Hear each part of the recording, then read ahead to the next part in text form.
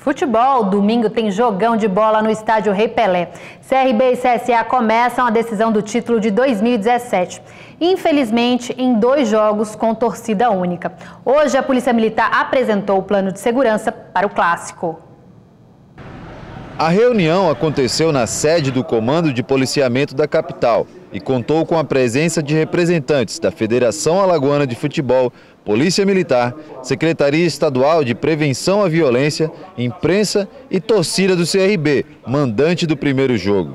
Foi apresentado o plano de segurança para a partida deste domingo, que terá torcida única, por decisão do Ministério Público. Tudo tranquilo, acho que é um policiamento que já vem sendo feito.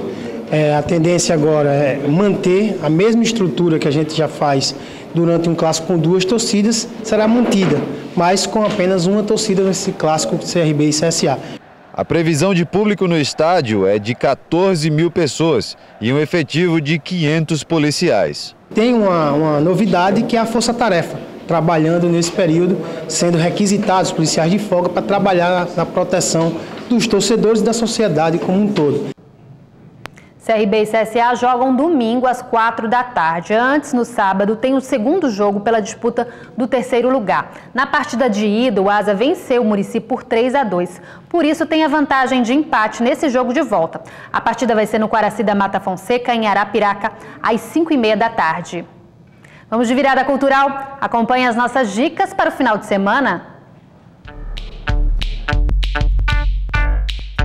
Está a fim de rir bastante? Nesta sexta-feira tem show do Zé Lezinho em Maceió. É o stand-up As Férias do Matuto. A apresentação começa às 8h30 da noite no auditório do Colégio Fantástico. E no Teatro Deodoro tem o espetáculo 20 Motes na Cacunda, com o poeta paraibano Gessie Quirino. Os shows são nos dias 28 e 29 de abril. As sessões serão às 8 da noite. Ingressos na bilheteria do teatro. Que tal um sambinha no sábado? O cantor Diogo Nogueira vai estar no projeto Samba de Primeira do Oráculo. Vai ter show também da Wilma Araújo. A festa começa às 10 da noite. Amanhã também tem Aviões do Forró no Arraiado Aviões. O arrasta-pé antecipado vai ser no estacionamento do Shopping Pátio. Para completar a festança, tem apresentações também do Léo Santana e das bandas Conde do Forró e Geninho Batalha. Tudo isso a partir das 10 da noite. No domingo, a cantora Kel Monalisa promove o Kel Sunset. No repertório, muito samba. Na abertura, show da Fernanda Guimarães. Fabi Canuto e Júlio Sá também se apresentam. O Kel Sunset começa às 2 da tarde. Para encerrar o final de semana, também no domingo, no Teatro Deodoro, os cantores Ana Gabriela e Gabriel Elias vão se apresentar juntos em um show acústico. O público vai poder ouvir muito reggae e pop. A apresentação é a partir das 5 da tarde.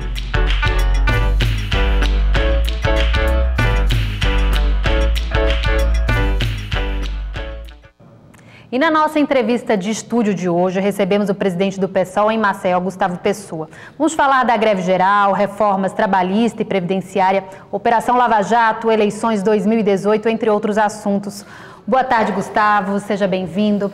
Gustavo, o que você acha? O que o pessoal acha da greve, né? Vocês apoiam a greve, o pessoal apoia a greve, mas essas manifestações não foram um pouco fracas, digamos assim?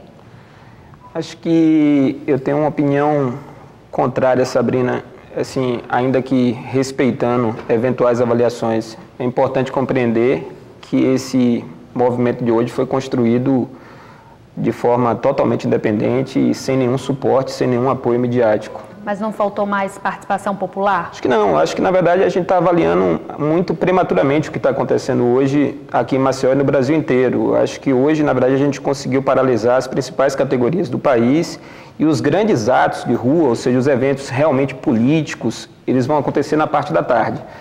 Mas eu acho que é uma tendência, sim, Sabrina, em tentar minimizar, em tentar, de certa forma, desmerecer a construção histórica que está acontecendo hoje, porque existem muitos interesses envolvidos e eu não vi, honestamente, Sabrina, por parte da mídia nacional, uma simpatia pelo evento, uma tentativa minimamente generosa de tentar noticiar o que ia acontecer hoje, o que iria acontecer hoje. Muito pelo contrário, houve um jogo de faz de conta ontem, como se nós não fôssemos viver absolutamente nada hoje no Brasil. E se você pensar bem, acho que você vai concordar comigo, essa postura é totalmente diferente da postura que foi assumida pela grande mídia nacional em relação aos eventos que aconteceram por ocasião do impeachment da presidente Dilma. Há de se estranhar o que aconteceu, mas ainda assim, na verdade, com muito esforço, a gente está com um movimento muito importante, forte, que vai ter muita musculatura de tarde, que vai dar uma resposta às reformas que estão sendo encaminhadas por esse governo. As pessoas que criticam o movimento de greve, né, elas são contrárias à greve, né, acham que o povo não deve parar, que tem que trabalhar. Essa falta de união dificulta, né, a conquista e manutenção dos direitos. Sabrina, assim, é necessário entender que o Brasil é um país de dimensões continentais. Nós não estamos falando de um Paraguai, de uma Bolívia ou ainda de uma Suíça. Então, assim, a construção de uma greve geral no Brasil sempre vai ser um exercício dos mais difíceis. Conseguir o que a gente está conseguindo hoje nesse país de dimensões continentais é uma enorme vitória. E ainda que eu tenha, Sabrina, críticas em relação às reformas que estão sendo encaminhadas, estão sendo aprovadas a toque de caixa por esse Congresso, eu não queria nem discutir o mérito dessas reformas, porque todo mundo sabe a minha posição pessoal e a posição do meu partido. Mas eu queria discutir, na verdade, o atual momento da democracia brasileira. Eu faço uma pergunta ao telespectador e faço uma pergunta a você, Sabrina. Quem foi às urnas em 2014 para votar e aprovar uma contribuição de 49 anos na Previdência Social? Quem foi às urnas, em 2014, para aprovar o fim da CLT? Eu não me recordo da candidata vencedora ter defendido esse discurso, essa agenda, e não me recordo também de ter visto esse discurso no candidato que foi derrotado, o mais competitivo deles, o candidato do PSDB, Aécio Neves. O que eu reclamo, Sabrina, é a falta de pactuação do que está acontecendo no Brasil hoje. A gente está aprovando reformas por um governo sem voto, um governo que, segundo as pesquisas mostraram ontem, tem aprovação de 4% da população, e reformas que não foram pactuadas nas urnas. Ninguém saiu às urnas em 2014 para votar nessa agenda que está sendo aprovada no Brasil hoje. Durante as campanhas ninguém falou. Ninguém falou. Isso, né? Até porque, Sabrina, vamos ser muito honestos. Se alguém tivesse chegado num guia eleitoral em 2014 e tivesse dito que iria, na verdade, enviar para o Congresso uma proposta de reforma da Previdência como essa, provavelmente, na verdade, não teria competitividade eleitoral. Então ninguém disse. A gente vive um momento muito delicado da nossa democracia, é um convite à reflexão que está acontecendo no Brasil hoje, porque a gente não está debatendo só o mérito dessas reformas, a gente está discutindo, na verdade, a forma como essa agenda está sendo implementada no Brasil, a ilegitimidade dessa agenda que está sendo implantada hoje no Brasil. Falando da reforma trabalhista, o pessoal é contrário à reforma. O que tem de pior no texto aprovado na Câmara? O que tem de pior, Sabrina, é que, segundo, na verdade, os dados que foram colhidos hoje, o desemprego no Brasil bateu a casa de 14 milhões. A gente tem 14 milhões de pessoas desempregadas no Brasil. Eu não tenho números exatos em relação aos que estão na informalidade. Se a gente for somar esses 14 milhões com aqueles que estão na informalidade, a gente tem quase uma Argentina inteira parada no Brasil. É muita gente. Que, para trabalhar e, portanto, poder prover um mínimo sustento para a sua família, vai aceitar qualquer condição de trabalho, as piores condições de trabalho. Por quê? Porque a legislação que balizava a relação entre o capital e o trabalho no Brasil foi quebrada essa semana. E foi quebrada de uma forma vilipendiosa, sem debate com a sociedade, sem pactuação com a sociedade. A CLT era extremamente importante no país como o Brasil, e há um falseamento do discurso. A ideia segundo a qual, na verdade, flexibilizando as relações trabalhistas, nós iremos gerar, na verdade, um caminhão de empregos no país. O Brasil viveu ciclos virtuosíssimos com essa legislação trabalhista. Há 5, 6 anos atrás, quando o desemprego no Brasil batia na casa de 2,5%, 3%, ninguém falava em flexibilizar a legislação trabalhista. Agora ela aparece como solução para todos os nossos males.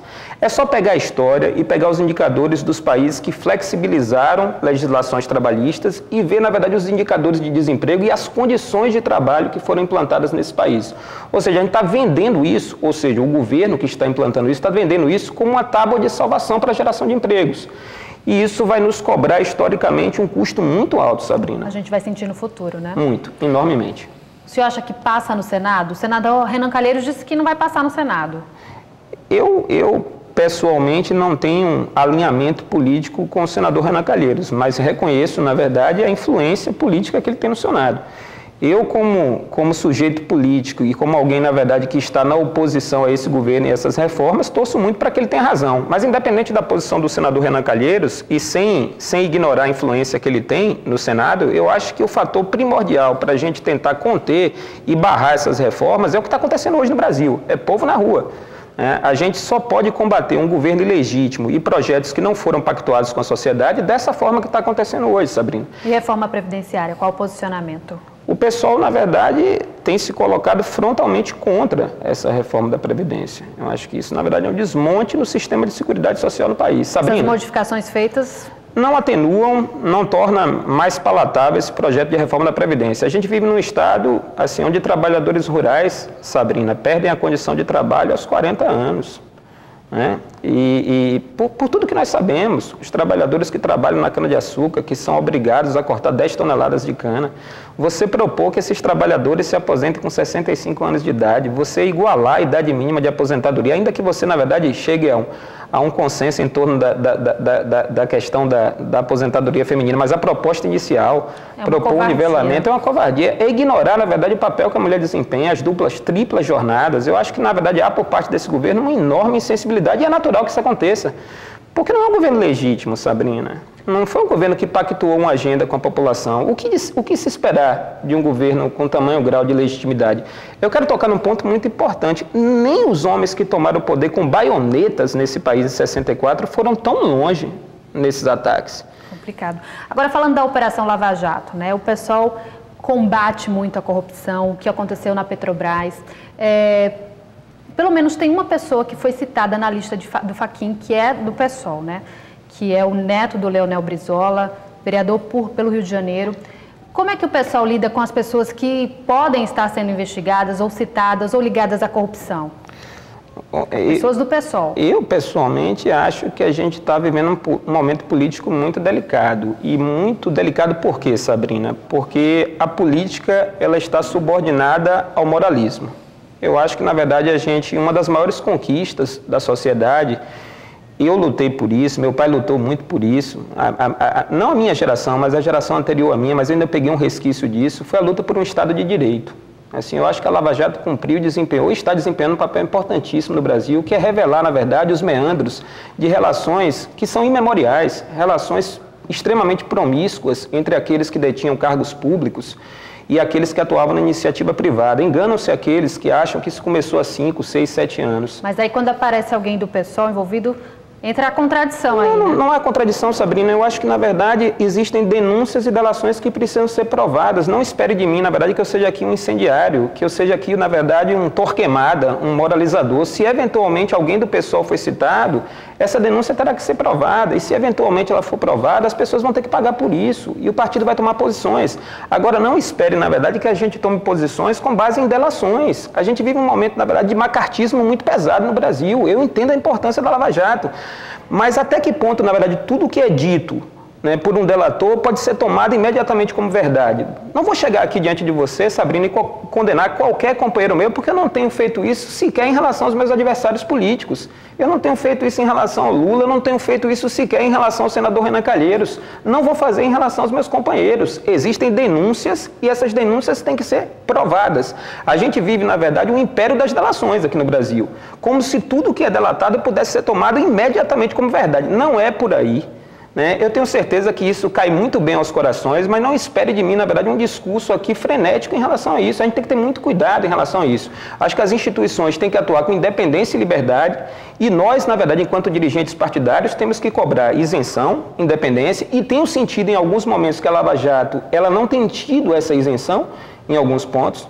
Né, não tem tido, na verdade, essa isonomia em alguns pontos. E com relação a eventuais membros do PSOL que possam ter sido citados, se eventuais denúncias forem comprovadas, certamente o partido vai tomar suas posições. Gustavo, então, muito obrigada pela entrevista. Um bom feriadão para você.